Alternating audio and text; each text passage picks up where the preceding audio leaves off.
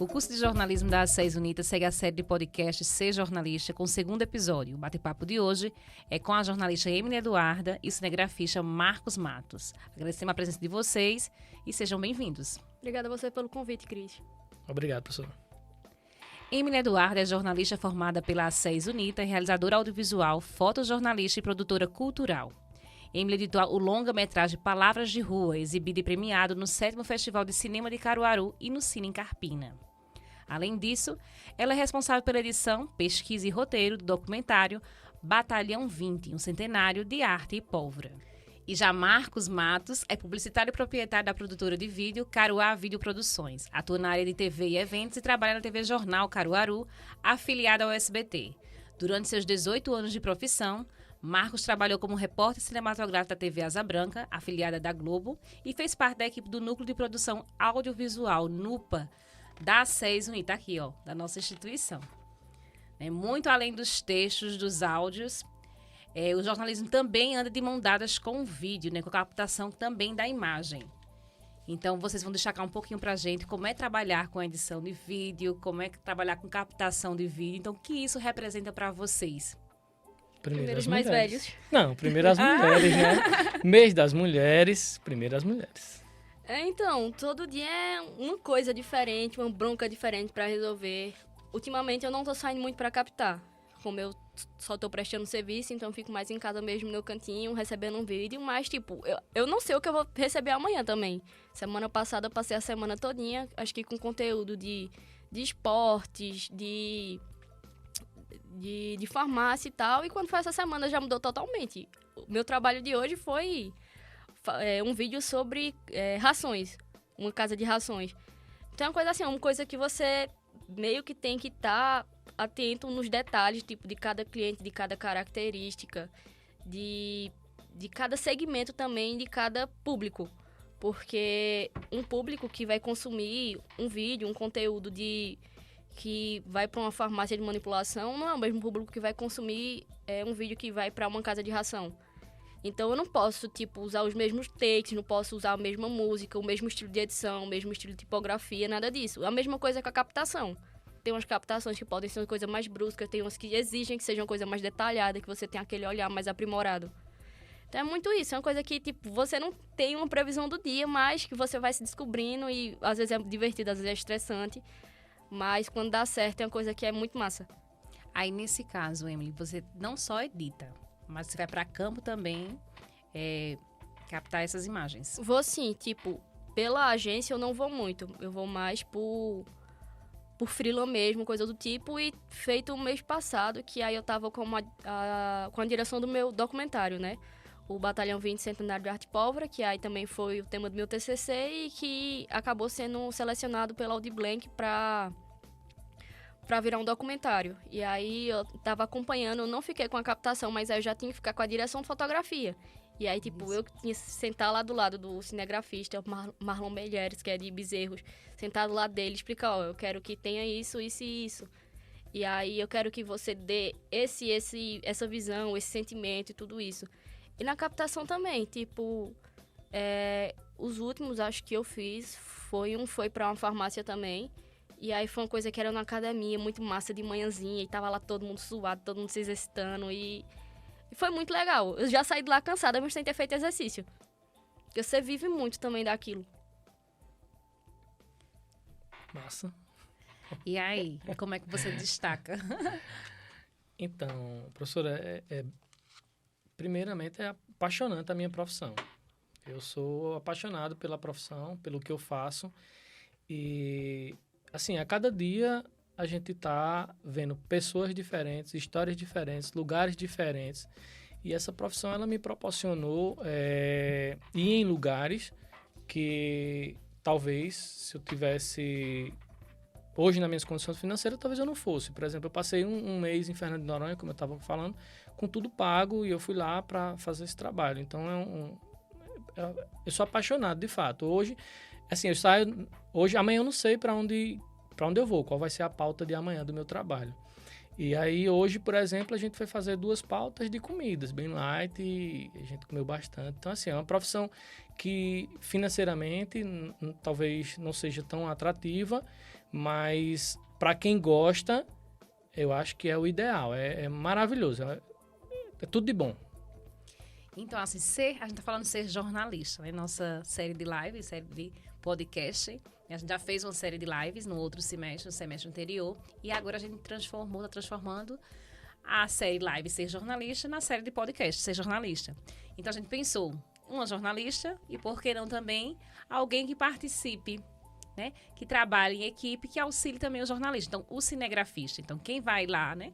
Captar essas imagens e vai trabalhar o texto, né? Junto com a imagem. Então, como é que é isso? Já que você trabalha numa emissora de televisão, você é cinegrafista, você sai para campo, né? Todos os dias, vai para a externa, com a pauta, né, seguindo no dia, só sabe no dia. Então, como é que é trabalhar em equipe, trabalhar com outras pessoas e contribuir para o jornalismo televisivo?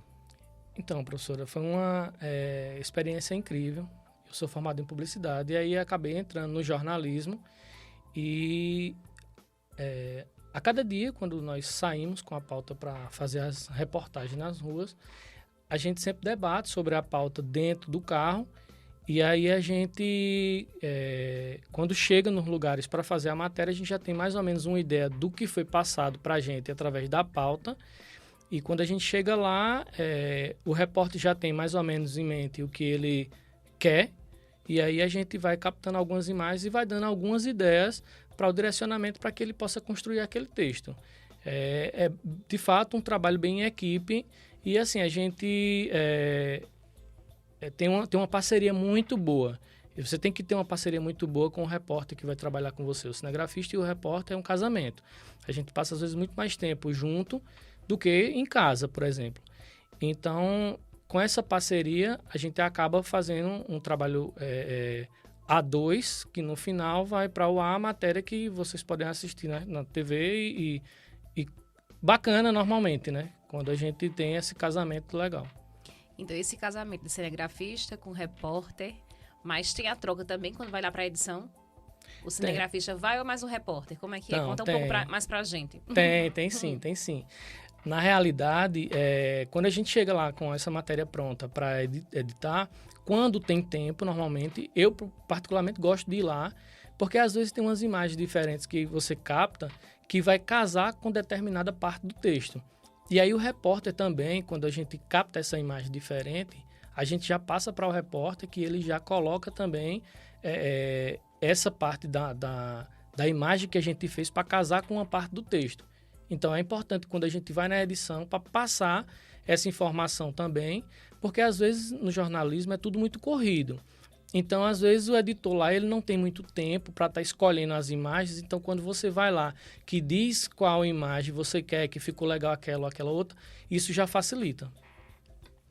E, Emily, como é trabalhar em equipe? Destaca pra gente também um pouquinho mais em relação a isso, né? Você está editando, por exemplo, está na agência, né? Como você faz muito free também, então são diversas funções. Então, como é que é essa troca aí? Foi como ele mesmo falou, tipo, da agência também as coisas são muito corridas, são muitas demandas, muitos clientes. E aí, tipo, como eu tô mais em casa, eu fico mais distante, tipo, da equipe, daquela troca diária, tipo, todo dia de trocar ideia, mas eu tô sempre ali no WhatsApp, conversando, perguntando, tu quer alguma coisa, tu quer destacar alguma coisa que eu posso passar batido, porque às vezes eu nem gostei. E aí também, o pessoal, a gente vai sair pra gravar, eu dizer, tenta pegar a imagem disso, tenta pegar a imagem daquilo, porque eu tendo essa troca, eu também, quando eu pegar a pauta que faz, a gente vai gravar tal coisa, eu já tenho em mente mais ou menos como é que eu quero finalizar aquele vídeo. Então, eu tento deixar lá meu jeitinho, vou, converso com o outro, jogo uma palavrinha ali, uma aqui, para tentar me entregar esse material. Mas aí, é uma coisa que é muito corrida mesmo. Ontem eu peguei um material tipo, com mais de 270 vídeos, para transformar em um vídeo de 1 minuto. Então, é uma coisa que, assim, se não chegar a dizer, a gente quer isso, eu não vou, tipo, entregar o que ele também estava pensando. Até porque, assim, diferente, como apesar de ser jornalista, eu trabalho mais na questão da publicidade e tal, lá na agência. Mas aí eu tenho esse olhar mais jornalístico. O pessoal lá, que é a maioria publicitário, eles tendem a cortar mais falas, tendem a, tipo, tentar aquela coisa mais enxutinha. E eu faço, não, tem que ter isso aqui. Então, assim, uma troca que é muito massa e que é necessária, porque senão acaba ficando aquela coisa ou muito seca ou tipo, muito estendida. Porque a gente, jornalista, a gente tem muito isso, né? De, deixa o fulano falar, que quanto mais ele falar, melhor pra gente. Só que o publicitário, não, ele quer... E corta. E vamos vender. E eu acho que, tipo, meu trabalho é justamente isso, equilibrar as coisas. Com freela a mesma coisa. Com freela, às vezes, o cliente quer uma coisa, eu faço, não, é melhor fazer desse jeito que vai ficar melhor. E dá certo. Emily destacou muito a dinamicidade que se tem, né? Que a área de comunicação traz muito isso, né? Seja nas produções de um rádio, de uma televisão, seja a produção de uma agência, seja, né? Até em outros trabalhos, né? Que são prestadores de serviços que servem também à comunicação. Então, é tudo muito rápido, devido também ao momento que a gente se encontra, né? Então, as mídias digitais ou o mundo digital. Então, tudo isso acelerou muito as produções. Sejam elas jornalísticas, sejam elas artísticas, né? Todo tipo de produção, então, o aceleramento está sempre muito evidente. E em relação a essa parte de equipe, das funções, Emily, Edita, você está enquanto cinegrafista. Quais são a importância que vocês veem do trabalho de vocês nesse conjunto?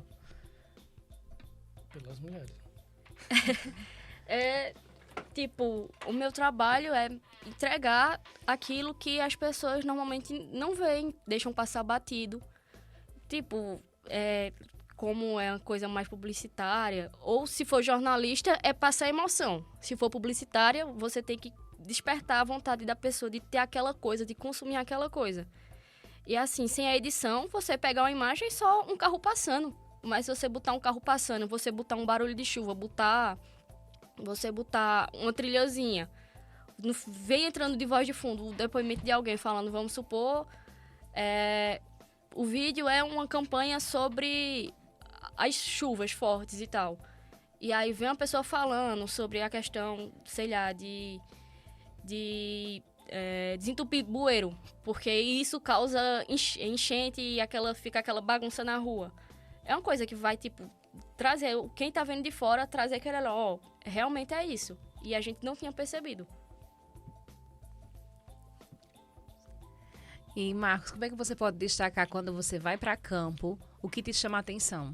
Assim, por que eu escolhi essa imagem? Tem a troca com o repórter, né? Mas tem essa sensibilidade que o cinegrafista tem através do seu olhar. Isso, então. Ontem a gente saiu até para fazer uma matéria. A gente tá no mês da mulher e estavam fazendo uma matéria lá sobre denúncia de abuso, enfim.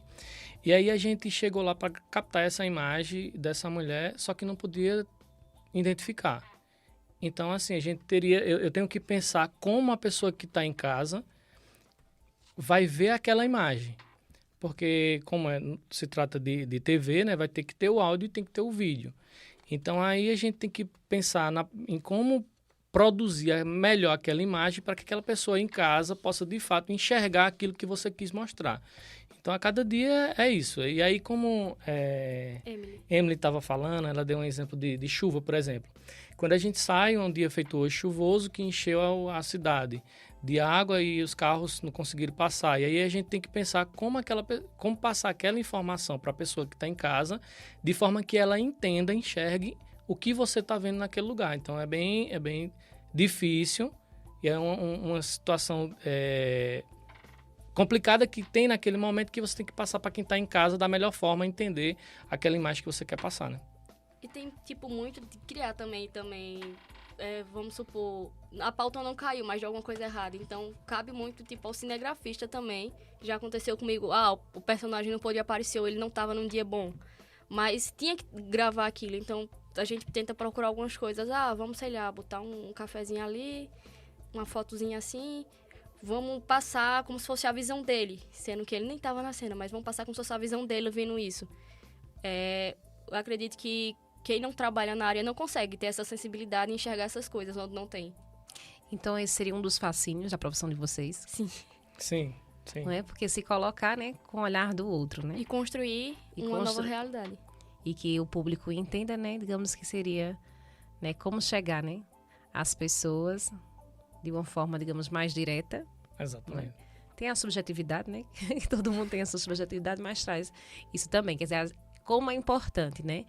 Tanto a parte da função, né, de editar um vídeo, como de capturar a imagem também, nesse conjunto que é construir, né, a informação para um público, né? Seja audiovisual, seja de outros tipos, né? Da fotografia, seja do texto, como a gente está trabalhando aqui, né? Destacando, no caso, a imagem em movimento. Então, vocês estão sempre ligados à imagem em movimento. E, professora, inclusive, assim, a gente vai lá se preocupar em mostrar aquela imagem para que as pessoas vejam. E também, além disso, a gente tem que se preocupar como vai ser a imagem daquela pessoa que a gente vai entrevistar, por exemplo, para que ela não saia feia, que não saia fora de contexto. Então, assim, além de pensar como mostrar a imagem para a pessoa que está em casa e dentro de uma narrativa, a gente também tem que se preocupar com quem está sendo entrevistado, para que fique bem também, né? E, tipo, tem gente que é tímido e tal, né? E não gosta de estar olhando pra câmera. Aí você faz todo um esqueminha pra pessoa se sentir confortável e falar como se estivesse conversando com qualquer pessoa. Porque tem gente que realmente é muito difícil. E quando pensa, meu Deus, eu tenho que falar pra uma câmera, trava. E você pode passar a manhã todinha lá e não sai. Então, você tem que ter esses start mesmo. Ó, senta aqui, bota a câmera aqui. Vamos conversar. Vai conversando aí. Emily, e às vezes a gente até acaba conversando coisas que não seria da matéria, ou não passa nem de longe algo que é relacionado à matéria, para que essa pessoa possa se sentir mais à vontade e que ela possa, de fato, se soltar e falar aquilo que a gente está querendo Sim. ouvir, né? E passar para as pessoas. É muito isso. Como é que vocês pensaram nessa função? Como é que escolheram? Como é que escolheu ser cinegrafista? Como é que chegou, né? A edição de vídeo? Conta pra gente um pouquinho. Como foi esse caminho aí pra vocês estarem onde vocês estão hoje? O meu foi uma casa do destino, viu? Uma casa mesmo. Eu posso começar dessa vez? Então, eu fiz publicidade e aí estudei com uma pessoa que era gerente de uma TV e ele me chamou para lá e eu fui como motorista, nada a ver com isso. E aí, quando cheguei lá, comecei a dirigir sem saber, estancando o carro no meio da rua, repórter brabo e tal. E aí, ele chegou para mim e disse, infelizmente essa vaga não vai dar para você ficar e a gente tem uma vaga de cinegrafista. Você topa? Eu topo. E quanto tempo eu tenho para isso? Eu disse, 30 dias. Se você não aprender, você tá fora. Aí eu aprendi e de lá para cá eu comecei a trabalhar com filmagem e já vai 18 anos. Quer dizer que não estava nem planejado, né? O meu também não. Não tava nem no script. Não. Mas assim, após esses 30 dias, você pegou com facilidade? Como foi esse encanto? Então, Mas a gente falou do fascínio, né? Como Isso. foi que surgiu, então, esse encanto, esse fascínio pela profissão? Então, depois que passou esses 30 dias foi bem de aperreio, né? Com a profissão ali, porque me deparei logo com algumas situações que não era do meu dia a dia. E, por exemplo, teve nesse meio tempo aí um assassinato que eu fui lá cobrir, que aí eu acho que é uma coisa que ninguém nunca quer ver. E aí me chocou que eu precisei de ir para psicólogo, não queria mais essa profissão, desisti antes de começar. Mas aí fui para psicólogo e aí comecei a entender melhor e acabei ficando e assim, essa correria do dia a dia que me chamou mais a atenção, né? Todo dia você está sempre correndo, é muito corrida essa profissão de jornalismo. Então foi isso. E aí então você se identificou com isso? Com a correria, foi, exatamente. Tá vendo? Você se identificou com a correria. E tu, Emily, se identificasse com o quê? E a senhora já sabe, né? Eu não queria nem fazer jornalismo. Eu entrei... Olha, eu sei mais ou menos, mas assim, quem vai escutar, né? Então conta pra gente. Eu entrei assim, totalmente no aleatório, porque até então eu queria fazer educação física. Eu sempre gostei muito de esporte. Até que tanto nos primeiros semestres da faculdade eu era muito ligada a jornalismo esportivo. Mas aí eu queria fazer educação física. No último dia, eu tinha entrado pelo SISU, em educação física pela Federal, o campus lá de Vitória. Só que aí meus pais não deixaram. E aí eu fiz, vou tentar na SES. Teve o ProUni e tal, 100%. Aí eu tinha colocado lá, primeira opção educação física, segunda opção jornalismo, porque não sei. Eu queria fazer publicidade, mas aí jornalismo era o mais próximo que tinha. Olha, os caminhos. Eu acho que Emily foi mais difícil ainda do que eu, hein? Foi publicidade. Aí, tinha colocado lá, primeiro jornalismo, primeiro educação física, segundo jornalismo. No último dia, não sei o que me deu, eu troquei as opções. E aí, quando foi uma semana depois do resultado, tinha entrado de jornalismo e, como eu tinha entrado de jornalismo, descartou a opção de educação física. Eu falei, mas rapaz, e agora? Aí vou cursar, né? Comecei a cursar, toda semana eu fazia, vou trancar o curso. Mas aí foi quando começou a chegar a cadeira de fotojornalismo, aí eu comecei a gostar de fotografia, eu fui me aproximando. E aí veio as cadeiras também de telejornalismo, e aí eu fui gostando. Nunca gostei de aparecer na câmera, então eu sabia que para telejornalismo e rádio não dava pra mim. Mas aí eu gostava de estar por trás das câmeras. E aí edição de vídeo sempre teve na minha vida, desde sempre. Eu comecei a usar computador muito nova. com uns 6, 7 anos. E aí tinha aquele Movie Maker muito antigo. Uhum. E eu começava a usar Movie Maker pra fazer trabalho de escola. Massa. E aí, fazia trabalho de escola no Movie Maker. Tinha alguns videozinhos besta da escola, eu fazia também. Teve até uma vez, acho que foi no segundo ano do ensino médio, eu peguei, baixei um programa que meu computador nem aguentou, que era pra renderizar em 3D, como se fosse aquela entrada daquele filme que faz pam, pam, pam, pam. Aí eu fui e fiz lá com o nome da turma e tal. Eu fiquei, que massinha. Aí fazia slide de aniversário e tal. Mas era uma coisa muito hobby, nada profissional e aquela coisa muito trash. Aquela coisa bem que você faça, que feio. Mas aí, comecei a fazer por hobby mesmo, aí teve alguns trabalhos da faculdade que eles diziam isso, tipo, de editar, ninguém sabia, ninguém tinha paciência pra aprender. Eu falei, não, deixa eu edito. Aí comecei editando, mas essa coisa muito superficial. Foi quando veio Palavras de Rua, que foi o filme, que aí meu colega fez, não sei editar, não tenho dinheiro pra pagar uma pessoa, sei que tu sabe mais ou menos, aí aceita. Aí, tá bom. Eu não sabia nada, mas vim aqui. Foi um curta? Foi um longa. Um longa? Um longa. Foi um mês sofrido. E aí, terminou o longa, que era até eu e Brendo. Eu fiquei mais com a parte das cenas e ele ficou com a finalização. E aí, depois disso, vieram coisas tipo em casa mesmo. Eu fazia um videozinho ou outro. Até por conta que eu trabalhei no período político 2020. E aí, alguns dos clientes exigiam tipo uns videozinhos besta, mas era aquela coisa bem amadora. E aí foi quando veio a oportunidade da oficina, que a fizeram, não tem ninguém que saiba editar vídeo aqui, a gente quer que tu venha pra cá, porque aqui tem computador, tem tudo, tem uma pessoa pra te ensinar, pra te ajudar, e vem-te embora. E aí eu cheguei no primeira semana, fez, vai pro after pra animar um negócio. E eu nunca animei nada. Mas fui lá, ficava vendo vídeo no YouTube direto, como é que faz pra cortar vídeo, como é que faz pra animar, como animar uma vinheta. E foi aprendendo. Aí, agora, tipo, eu acredito que eu consigo animar bem, bem rápido. Mesmo nunca tendo feito um curso pra nada disso. Eu comprei alguns, mas nunca tive paciência de assistir, porque é uma coisa que eu acho muito metódica e que eu sei e eu procurei caminhos de fazer mais rápido. E edição de vídeo, assim, em si, até agora ninguém nunca reclamou, não. É só elogio, porque acho que no segundo mês de estágio, foi Dia das Mães e tal, aí a gente fez toda uma campanha para alguns clientes. E aí depois chegou, fez, a cliente tá super emocionada, ela chorou e tudo, e aí todo mundo começou a me aplaudir, e foi uma coisa que, assim, pra mim, valeu por tudo aquilo ali. E eu sabia que tava no caminho certo. Então o estágio propiciou também a você se chegar mais, né? Foi. E se encontrar de alguma forma, né? Em alguma função, né? Do jornalismo. Antes do estágio, eu queria o fotojornalismo ou assessoria. Mas a assessoria não é pra mim, não. Terminou se encontrando, né? No estágio. Como é importante, né? Essa experiência do mercado antes, né? De concluir o curso. Então, vocês destacaram as dificuldades, de alguma forma, não foi? Em relação, né, à questão, né, da edição, de trabalhar em equipe. Tem algo que marcaram vocês em relação à profissão de vocês? Além, né, do positivo, que, assim, deixou mais tenso. Ele falou da questão, né, dos primeiros meses, né? Isso. Que foi muito forte. Mas ao longo... Emily faz pouco tempo, né? Ele faz 18 anos, né? Mas durante esse processo, além do reconhecimento, né, algo que você assim, não, aqui eu preciso trabalhar melhor. Você se olhar, né, enquanto profissional, diz assim, não, aqui eu preciso melhorar. Eu acho que uma coisa que, tipo, eu preciso melhorar mesmo é a questão emocional, que eu sou muito chorona. E aí, algumas coisas eu saía pra acompanhar e eram pautas difíceis.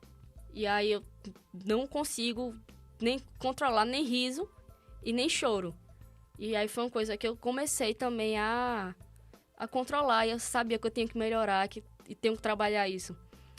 Mas, recentemente, foi no meu documentário também. E aí, apesar de ter crescido no arredor de onde o tema do documentário eu nunca tinha parado pra conversar com aquelas pessoas. E aí eu fui parando pra conversar, sentei lá com a esposa do chefe, e ela falando do dia a dia, e aí ela começou a chorar, que tava emocionada, que saudade de São João, saudade de juntar todo mundo. Eu sentei do lado dela e comecei a chorar também.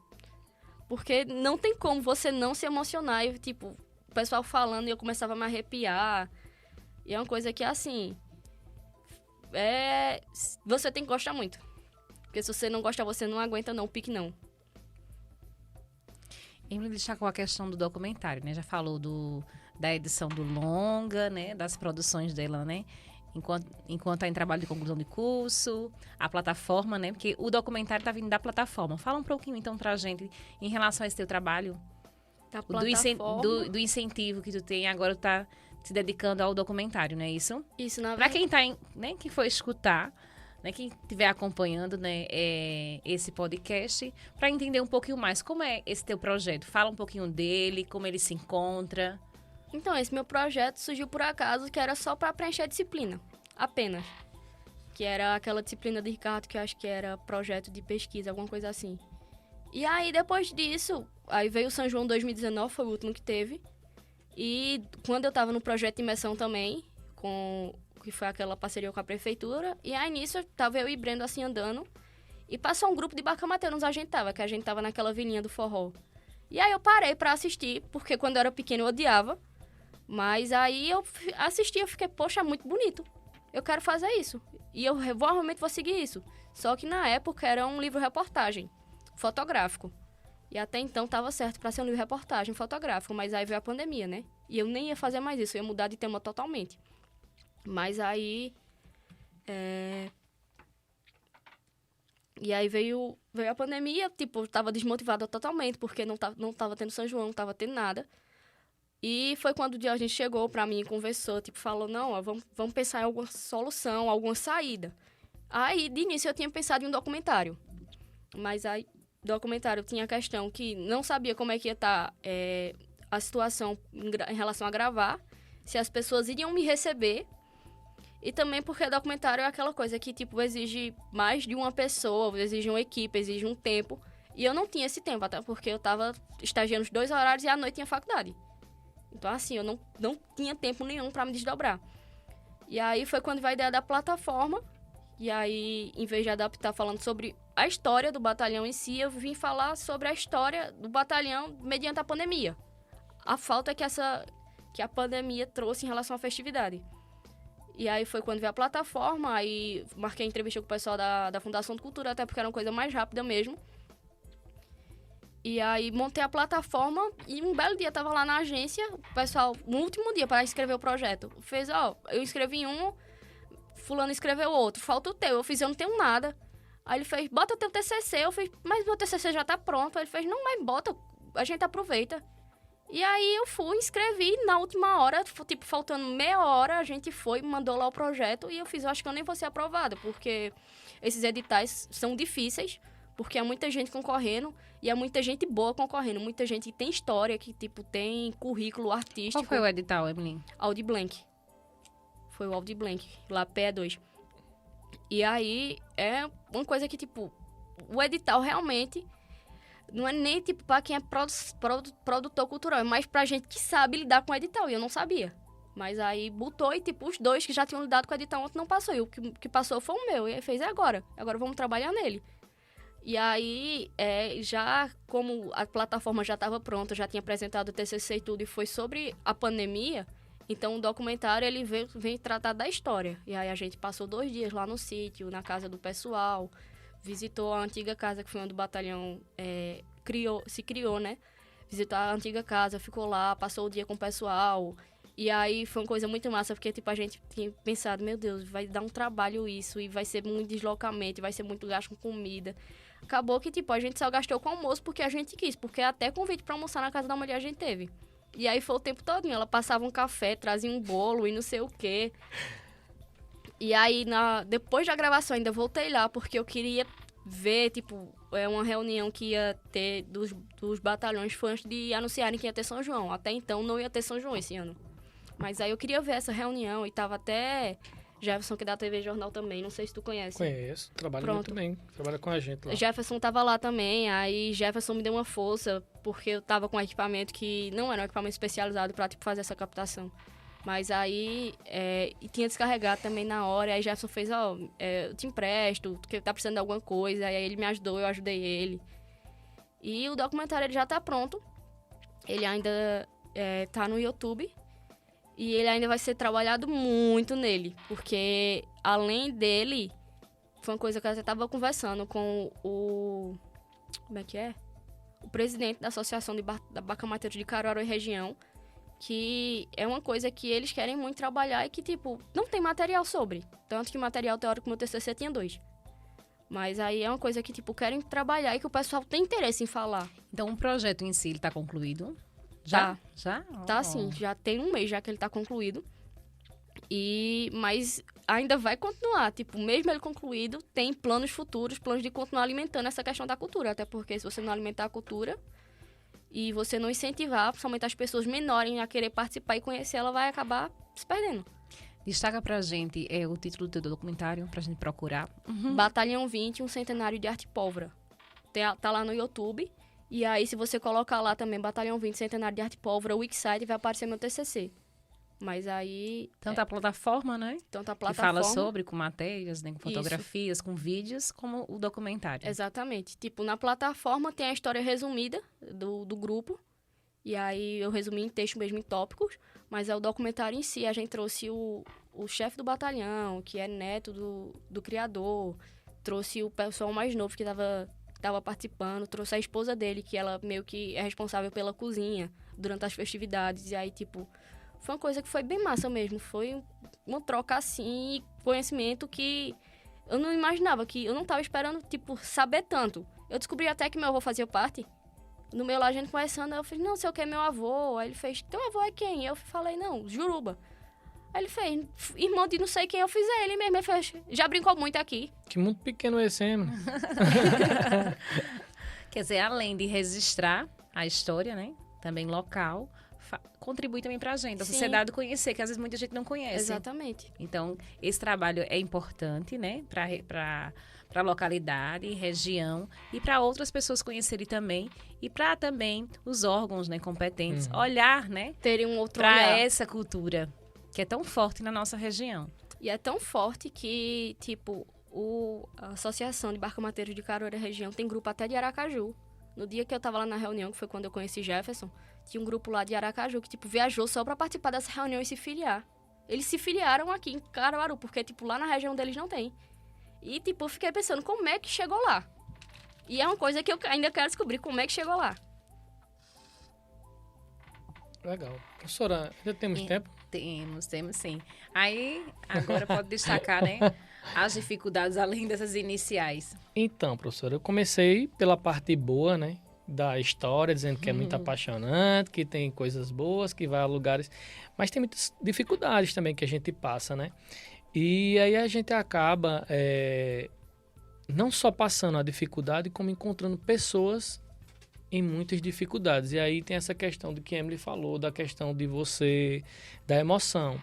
E na nossa profissão, às vezes a gente não tem como pegar aqueles problemas daquelas pessoas pra gente. A gente é meio que um médico. Você vai lá doente, o médico vai te ouvir, vai tentar passar o remédio para você, mas ele não pode adoecer por você. Ele vai tentar te ajudar. Então, assim, a gente tem que filtrar muito.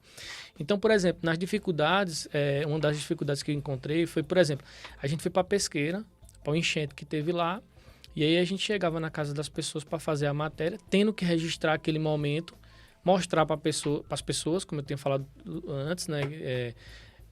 As pessoas querem saber que teve a enchente em Pesqueira, como foi a enchente, como está a situação das pessoas. E a gente tinha que mostrar essa situação. E aí, às vezes, a gente entrava dentro de uma casa de uma pessoa que teve a casa inundada e que perdeu tudo, inclusive a alimentação. E aí você tem que ver aquela situação, tem que filmar aquela situação tão triste daquela pessoa de uma maneira que todas as pessoas vão ter que ver aquela situação, se comover, cada um ao seu modo, e aí a gente sai de lá com o dever cumprido de ter mostrado e, ao mesmo tempo, arrasado por aquela pessoa ter perdido tudo. E aí tem outras situações que acontecem também, por exemplo, de acidentes. Isso na nossa profissão de jornalismo, a gente se depara com várias situações. E aí, acidente é uma coisa muito triste. E aí teve uma situação que eu estava indo para uma matéria em Bonito, e a gente, no meio do caminho, tinha um acidente lá de um caminhão, no qual o motorista ficou preso nas ferragens. Ele vivo, preso, e a gente tendo que registrar aquela situação. E aí você se comove com a situação, mas ao mesmo tempo você tem que ter um pouco de frieza para registrar esse momento, para que as pessoas possam ver como foi aquela situação toda e contar toda aquela narrativa. E aí tem essas dificuldades, tem também as outras coisas boas, como eu já tinha falado antes, e tem, por exemplo, eu fiz uma série de reportagem com o Leonardo Vasconcelos, que hoje está acho que está na Jornal em Recife, trabalhou comigo na Asa Branca aqui. E aí a gente fez uma série de reportagens lá em Toritama sobre o polo têxtil, né, do jeans e tal, aquela situação toda. E aí a gente foi premiado com o Prêmio Sebrae de jornalismo, que é um prêmio bem cobiçado pelo pessoal de Recife, que tem até uma estrutura melhor para fazer. A gente conseguiu fazer, se sobressair e mostrar que aqui no interior tem pessoas preocupadas com o meio ambiente, produzindo matéria de qualidade para vender para o Brasil inteiro. Então, a gente teve que mostrar essa matéria e foi bacana também. Então, assim, do mesmo jeito que tem essas questões, dessas dificuldades que a gente vai lá e encontra as pessoas, tem essas outras coisas boas que a gente mostra, que as pessoas se sobressaem e conseguem caminhar, né? E aí, para encerrar aqui essa parte, professora, tem uma matéria que a gente foi fazer, que foi uma matéria bem triste, assim como essas de enchentes, que foi lá em Gravatá. A gente chegou numa situação lá para entrevistar o pessoal, e quando a gente entrou dentro de casa, tá aquelas pessoas lá, a gente foi mostrar uma situação de pobreza, que eles estavam lá, e aí eles não tinham o que comer naquele dia. Não tinha nada o que comer naquele dia e você fica naquela situação, meu Deus. Eu vou filmar uma situação dessa, ter que mostrar para as pessoas e o que é que eu posso contribuir para essa pessoa que está aqui. E aí eu olhei o que tinha na minha carteira, também não tinha muito dinheiro, mas contribuí ao meu modo. E assim, o que eu tinha era R$20, foi o que eu dei. Espero que tenha ajudado aquela família, que eles possam ter melhorado a situação. Mas aí, assim, acaba às vezes, mesmo você tendo que ser um pouco frio e tendo que mostrar a situação, você se comove e você sai de lá arrasado com aquela situação. E, infelizmente, esse é o nosso dia a dia da nossa profissão. Tem dia que a gente vai lá fazer matérias de comidas, coisas boas. Tem dia que vai num lugar que a pessoa está passando por necessidade. Enfim, é essa a nossa profissão. Por isso que é tão apaixonante. Então, assim, cada dia a gente está numa situação diferente. Hora boa, hora ruim. Mas é isso. E eu acho que esse comover pode ser até um incentivo, né? Porque você pensa, como é que eu posso entregar isso de um melhor modo que comover as pessoas? Minha mãe tem muito amigo, tipo, protetor de animal e tal.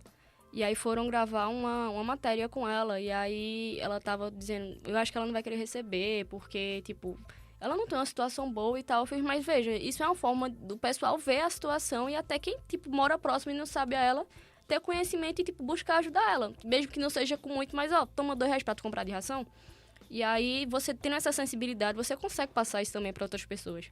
Porque é uma prestação de serviço também, né? Isso. A gente pode prestar serviço também. Exatamente. E é muito importante, porque quando você faz isso, acaba ajudando as pessoas. Tem muita gente que precisa e às vezes não tem a coragem de falar, de expor aquela situação, mas você acaba sendo ajudado de alguma forma, né? Então, a gente vai falar um pouquinho agora, hein? A gente destacou, não foi? Freelancer. Como também é dono, proprietário, né? Vou contratar a Emily para trabalhar comigo, hein? Ela da oficina aí. Eu faço currículo agora. Além de cinegrafista, tem outras funções também, né?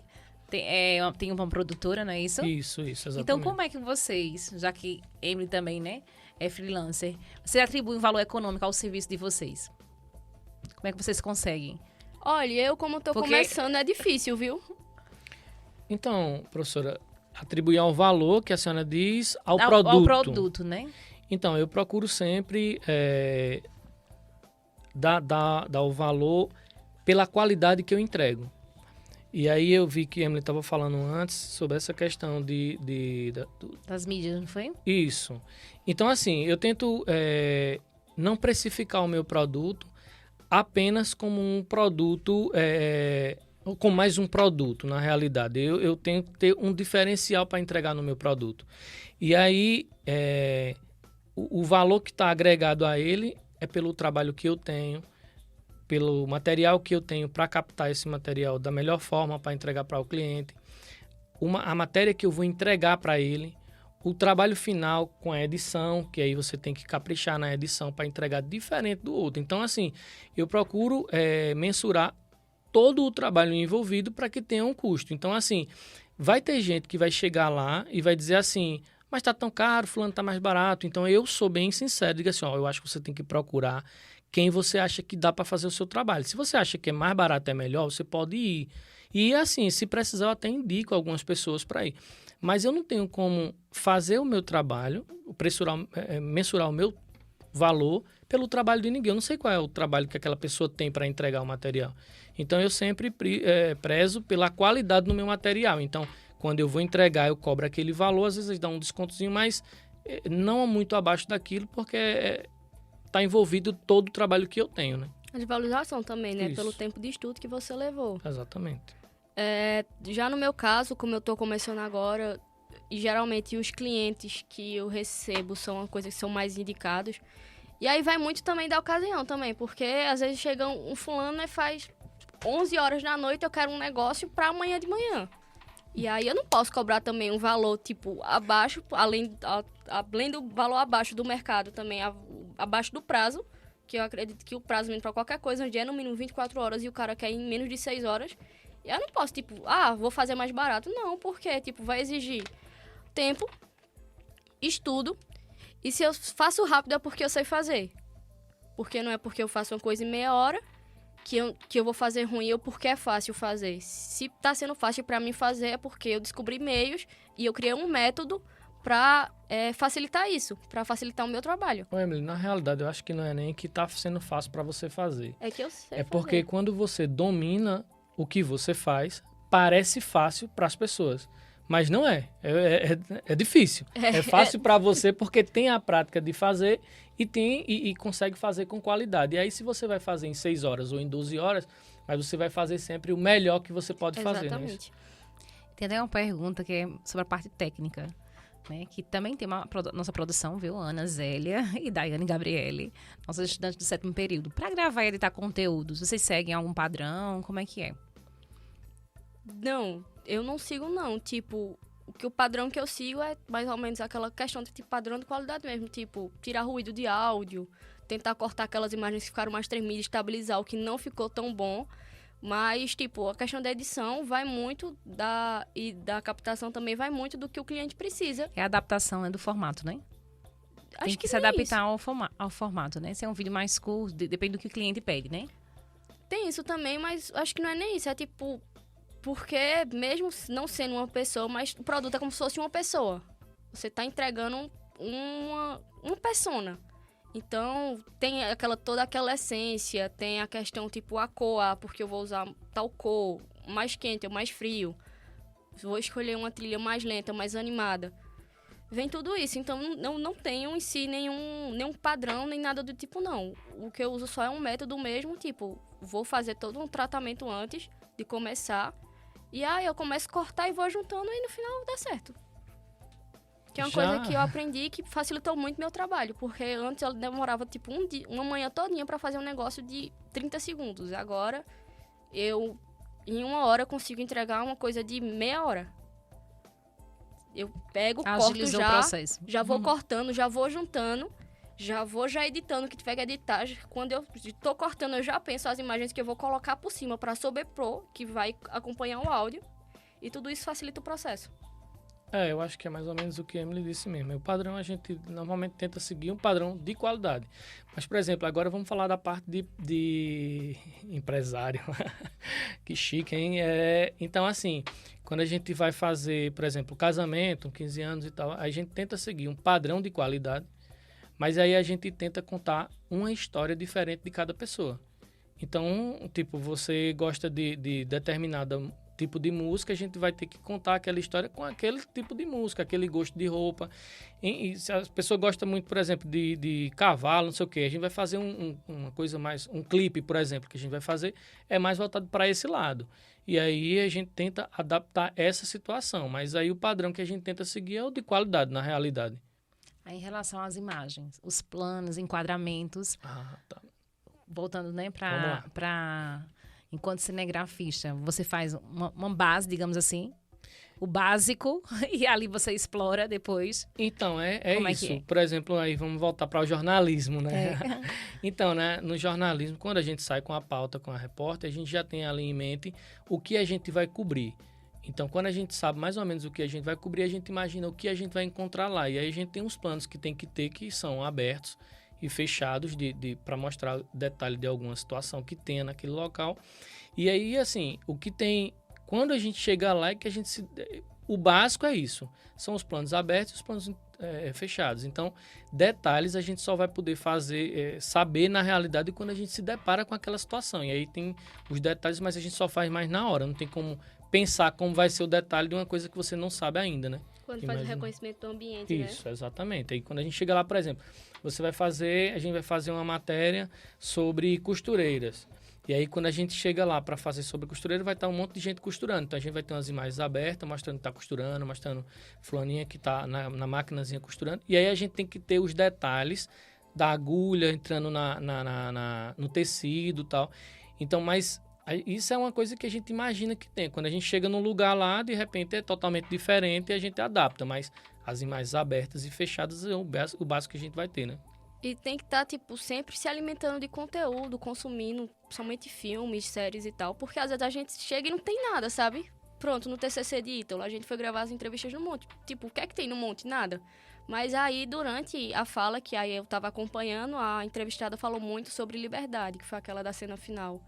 E ela falando sobre muito liberdade, que amavam muito Caruaru e tal. E eu fiz, Ítalo, vamos gravar ela andando e se mostrando livre. E aí, ela se soltou lá, começou a dançar, a fazer pirueta lá no morro. E aí tava o sol se pondo e ficou sendo bonita.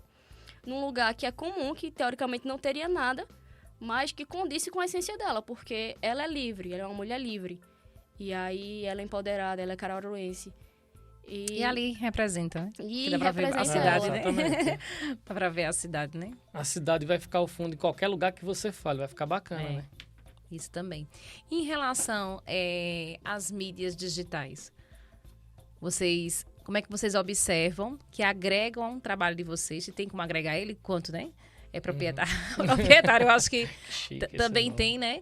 Muito, né? São outros serviços que vêm surgindo cada vez mais. Emily, enquanto oportunidades, né? Já que você destacou na nossa conversa, né? Anterior, que muita gente faz quase tudo, né? Hoje em dia, para as mídias, né, digitais. Como é que vocês veem hoje essas oportunidades que as mídias digitais vêm proporcionando para os profissionais também da área de comunicação? Professora, essa parte das mídias digitais... Desculpa, Emily. Pode falar. Essa parte das mídias digitais, vamos falar mais da parte do jornalismo. Então, a mídia digital no jornalismo está entrando muito forte.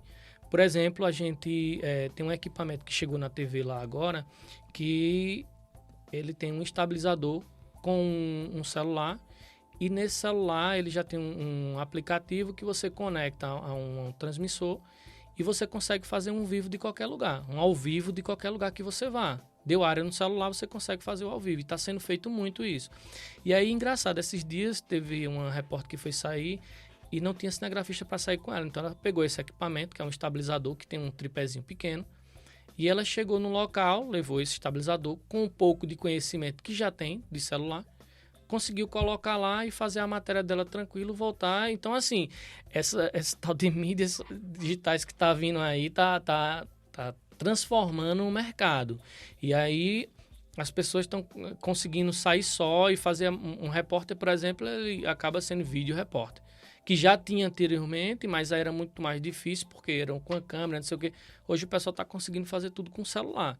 E aí então facilita. Facilita. Tudo muito rápido agora, né? Você chega num local, antigamente a gente tinha que ter, nos primórdios a gente tinha que ter um carro grande, que era um transmissor, que aí tinha que ter um técnico para subir, enfim, para fazer um ao vivo. E aí depois chegou o Live-U, que aí é um equipamento bem menor, que a gente consegue conectar e fazer. Hoje muita gente usa. E aí já está se usando o celular. Não sei onde vamos parar, mas aí está diminuindo cada vez mais. Se antes, a gente, por exemplo, na época da TV Jornal, quando a gente fazia uma cobertura em Garanhuns, de um festival de inverno, íamos para lá, sei lá, com 30 pessoas numa equipe. Que aí você tinha editor de imagem, você tinha cinegrafista, você tinha produção, tinha tudo. Hoje você vai para lá apenas com um repórter, um cinegrafista, e você consegue fazer uma transmissão que você... Então, tá conseguindo ser muito mais rápido, diminuindo a quantidade de equipamento, tá ficando bem. E é tredone com o celular mesmo, né, também. Isso, exatamente. Então, o profissional tem que acompanhar e sempre se atualizar. Sempre. Se não se atualizar, vai acabar ficando para trás. E aí, só desculpa ainda, deixa eu falar aqui, ela tá puxando, eu vou falando, ó. Por exemplo, hoje o cinegrafista, que antigamente apenas operava uma câmera, hoje se ele não operar um drone, ele já tá fora do mercado quase. Então, assim, você tem que estar sempre se atualizando, no caso do cinegrafista. E aí o repórter que não souber um pouco de filmagem também, vai começando ficando para trás. Então, vai chegando um pessoal muito moderno que acaba ocupando esse espaço e fazendo com muita maestria e facilidade. E aí também tem a questão também da rede social, que, tipo, tá muito fácil propagar qualquer coisa. Você não precisa mais voltar. Vamos supor, gravou um videozinho sobre uma manifestação que tá tendo ali no centro. Não precisa mais voltar pra TV, pra coisa, não. Lá mesmo você já posta, bota uma tajazinha, que geralmente você consegue fazer com qualquer aplicativo gratuito. Tá acontecendo isso aqui no centro. Só que também tem a parte ruim, é porque hoje em dia todo mundo é metido a alguma coisa. Todo mundo é metido a fotógrafo, todo mundo é metido a social media. Às vezes a pessoa tá no 2º ano de ensino médio e fala assim, não, sou especialista em mídia digital. Como é que você vai ser especialista em mídia digital se você não sabe nem como é que se comporta, você não sabe os meios de comunicação, como é que você precisa atingir essa pessoa? E aí vem na questão também tipo da precificação, que aí precariza também o trabalho e muita gente hoje em dia, tipo, meu sobrinho faz melhor e faz mais barato, mas não faz, tipo, ele não sabe porque quando a gente faz, vamos supor, um vídeo, a gente sabe porque a gente tá usando aquela cor mais quente, porque a gente tá usando aquela música. O fulaninho não. O fulaninho provavelmente viu alguma coisa no TikTok, aprendeu e tá reproduzindo. Ai, vocês querem acrescentar mais alguma coisa? Não, professor. Se quiserem, fiquem à vontade, Não. tá certo? Então, a gente agradece. Valeu mesmo. A conversa foi muito boa, viu? Obrigada, Emily. Obrigada, Marcos. Nos encontramos, né? Por aí. Agradecemos as parcerias, né? Com a empresa que vocês também estão atuando nesse momento. E Assistam o meu documentário. assista o documentário de Emily. As redes sociais de vocês. É @eu.emiri, que é um apelido meu desde o ensino médio. E aí, nessa rede social, tem lá no linkzinho da bio, tem meu portfólio do Behance, tem o link pro TCC e o link pro documentário. Lá você encontra tudo, né? Encontra tudo. @Marcos_Matos, @Caroá_VP. Muito bem. Então, ó, Obrigada, Cris. agradecida, viu? Professor, eu é que agradeço. Eu vim aqui com muita vergonha, sem falar muito, acabou falando bastante. Eu é que agradeço pela oportunidade. Então, até o próximo podcast da série Ser Jornalista. Série de podcast Ser Jornalista. Produção: Ana Zélia, Daiane Gabriele e Cristina Villanova. Entrevistados: Emily Eduardo e Marcos Matos. Apresentação: Cristina Villanova. Edição: Rafael Torres. Gravado no estúdio de Rádio Jornalismo da SES Unita.